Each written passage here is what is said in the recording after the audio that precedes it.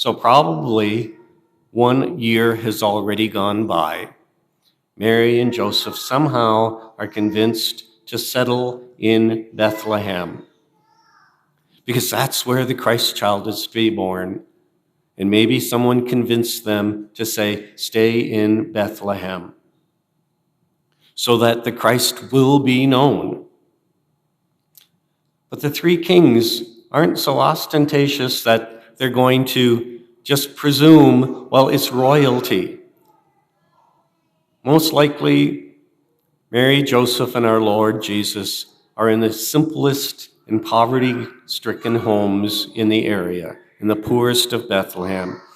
And what do the kings do? They don't doubt, well, how can a king be born in this kind of squalor? What do? They kneel down and worship, pay him homage. The Greek translates, and they prostrated themselves. The only place you prostrate yourself is before the Lord. So they're truly acknowledging Jesus as God, born among us. With profound men of faith. Even the Jewish people didn't have that kind of faith. What do they offer? Gold, frankincense, and myrrh. Like I said to the children, gold because he's king. Royalty. And what do you give royalty? But what represents them? The very mystery of gold. Frankincense is offered, symbolizing their worship, acknowledging this Christ child is truly God.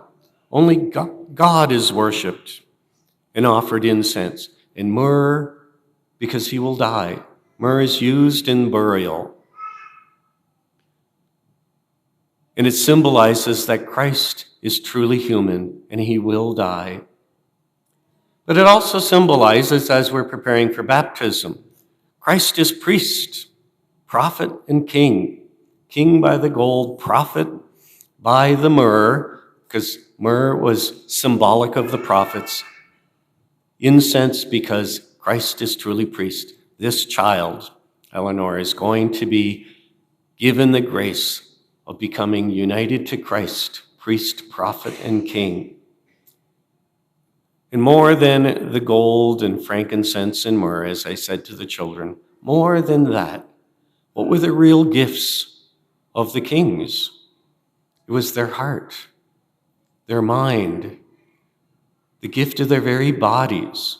They worship him with their bodies. They give true homage and worship in the gift of their sentiment and their heart. And they searched for him diligently. Their research and their search was fulfilled. That's really our challenge today. Do we really, truly search for the Lord with all our mind? Do we use the resources around us given by the church? Do we reflect on the scriptures? Do we research? Do we use what is out there to help us learn more about the gift of the Lord? Is our worship really deserving of the Lord? Or are we here just out of obligation? Hopefully, your whole hearts are in the gift of your love for the Lord.